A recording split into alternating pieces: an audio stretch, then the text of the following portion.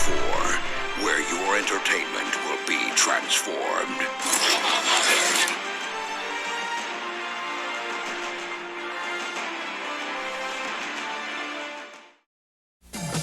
You can trust me, Rodimus.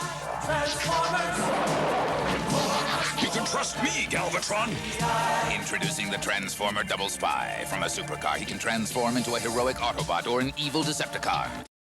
Ba weep grog na weep ninny bong, my fellow addicts. This is TFA 1024, the Transformers Addict, coming at you with yet another TFA review.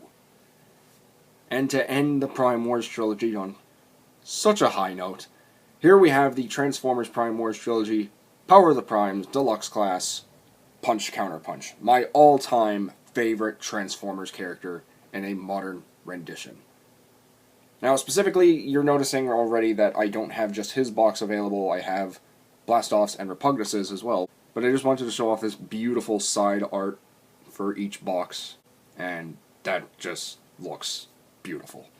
So we'll go ahead, before we take a quick look at the figure, I'll go ahead and take a quick peek at the packaging in the new fashion that we've been doing. So here's the front. Here's the opening flap with your display for Prima and your synopsis for the Transformers Power of the Primes story. Here are the symbols for the 12 primes.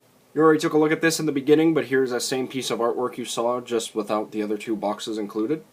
And here's the back of the box with your brief bio, obligatory product shots, conversion steps, and more. And here we have Punch Counterpunch in his vehicle mode. And finally, after months and ends of waiting since the leak for the Shuttle Blastoff, the Titans Return Repugnus, and this guy, he's finally here, and he, in my personal opinion, is perfect. He not only pertains a lot of the Generation 1 toy aspects, but he manages to also kind of replicate some aspects from the Combiner Wars Prowl / Dead End, Streetwise, Dust Up, you get the idea, that mold, as well as kind of throw in some subtle little references from the BotCon 2010 figure as well.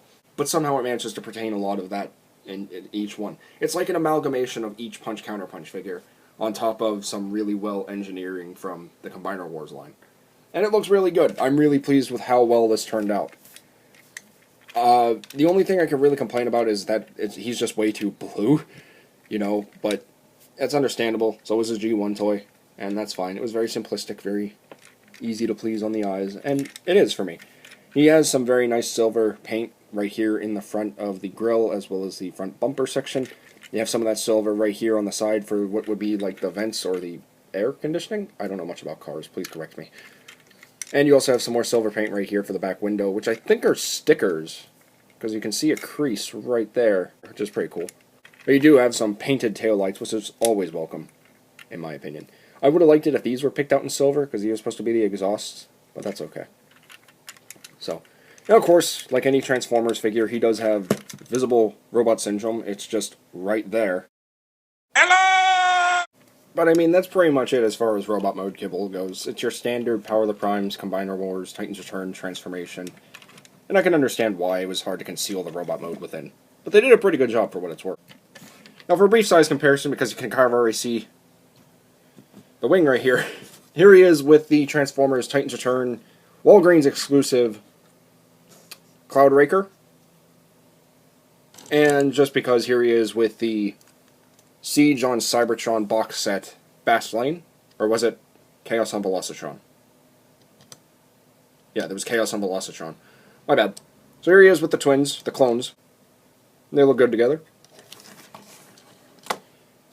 Here he is with the Titans Return Siege on Cybertron Pounce and the Titans Return Walgreens exclusive Wingspan.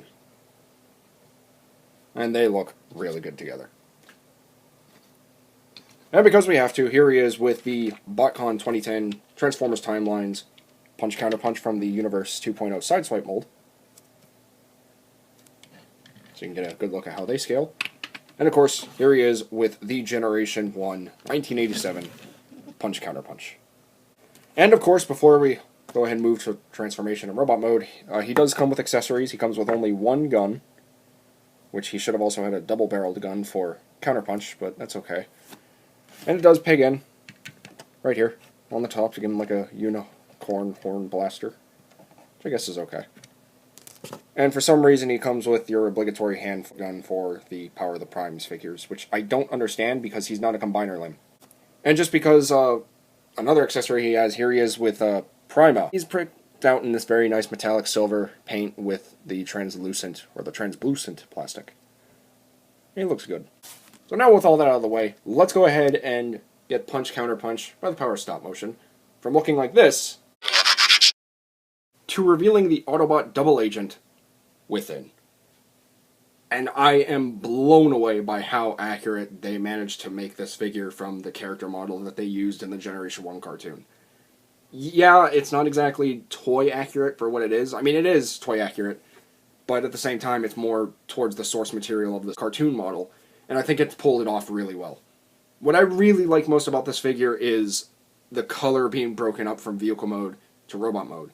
Whereas vehicle mode, you had kind of the standard blue throughout the whole vehicle. Now you have this nice yellowish-orange plastic being revealed, as well as some nice silver accents and a little bit of red here and there, which I really do like. Plus, I'm a sucker for red. It's my favorite color. So, and you have this beautiful head sculpt revealed as well. It's Optimus Prime's face with like a different helmet, and honestly, that looks kind of cool. I like it. What bugs me a little bit about this, though, is that he is supposed to have like a mouth, but I can understand as to why they went this way, because they are more going towards the toy from the Generation 1 figure, because a lot of fans want that. And personally, I'm fine with it. I like it a lot. I think it works good for what it is. And what it is supposed to be a modern G1 toy, which is awesome. Now, for your weapons demonstration, he can hold his gun. It is on a 5mm peg, so it just slips in right to his hand. Nice and easy. The same can be done with the Prime armor to replicate his dual barrel blaster. Now for articulation, his head is on a ball joint. It can look up that far, it can look down that far. You can kind of transform his mask to not show his optics, but why would you do that? It's supposed to show his face. The elbows or the shoulders are on a rotation joint up here for transformation, but they are on a ball joint for a 360-degree rotation. They can go in that far and out that far. You have a bicep swivel on a mushroom peg. You have a nice 90-degree, slightly over 90.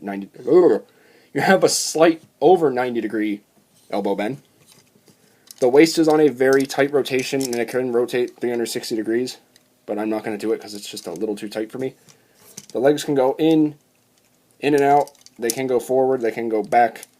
There is a very nice 90-degree, slightly less than 90-degree knee bend. And it can swivel just a little bit, but the way that the thighs are made, it kind of prevents that from happening. And there is no foot articulation, which is sad, but that's okay. I guess this guy is supposed to be a combiner limb at one point, and they kind of just dropped that idea, which I respect. I'm okay with that. So there you go. Now for a quick size comparison, here he is with Fastlane, and Cloudraker. And they look really good together. Here he is with his BotCon 2010 / Transformers Collectors Club figure. And I know I have the feet mistransformed, but I kind of do that anyway to kind of replicate that he has no real feet. And of course, here he is with the Generation 1 Punch Counterpunch, which is mine is missing a sticker, and it kind of makes me sad. So there you go. There is that. So now let's go ahead and get Punch by the power of stop motion from looking like this to revealing the Decepticon alter ego within. And I'm not going to cover articulation or weapons demonstration. We already did it with Punch, so let's just get to the size comparisons and then final thoughts and end this video review, shall we?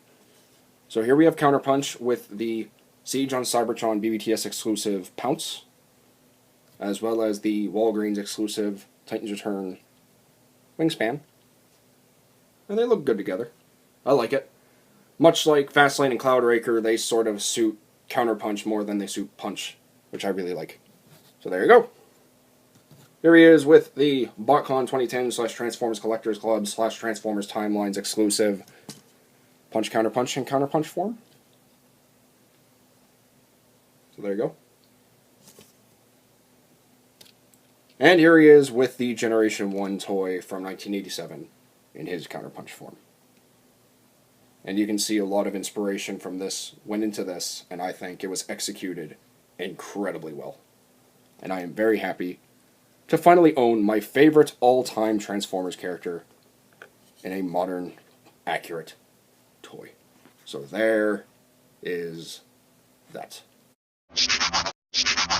So my overall thoughts on Punch Counterpunch is, much like I said with the Studio Series number 14 Voyager class Ironhide, this is quite possibly the perfect rendition of Punch Counterpunch to date.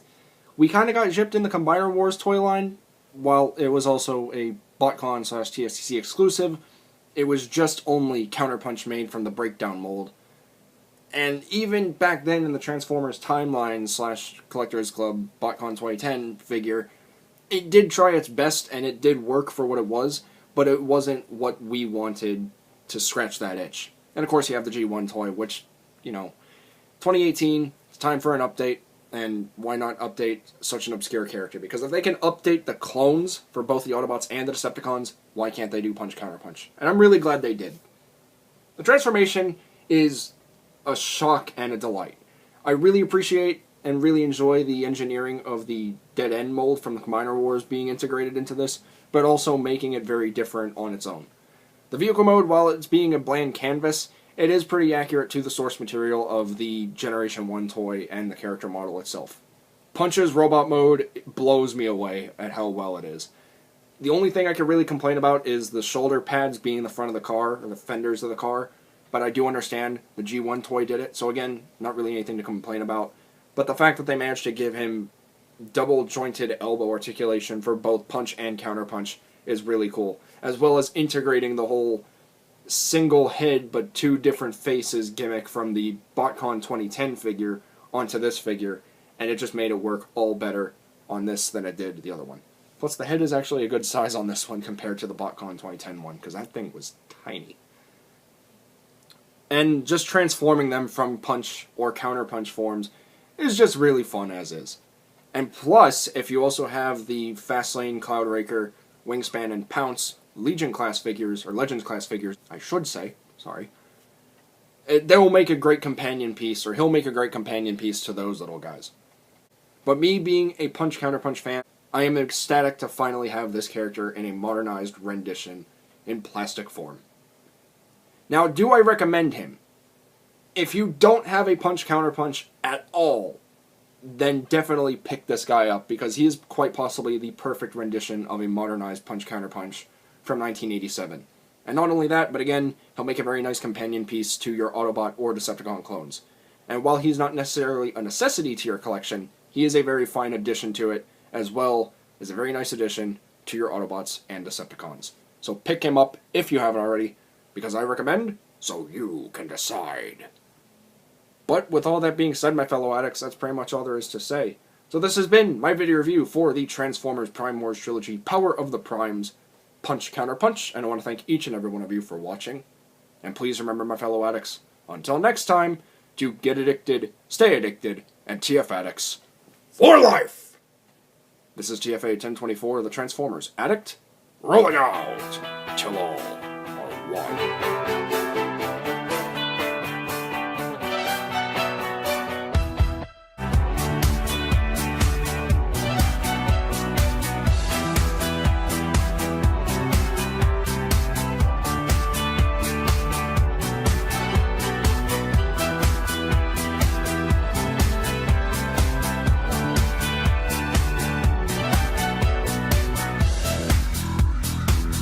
Either this thing is going to kill me, or making the review is going to kill me. See you next time!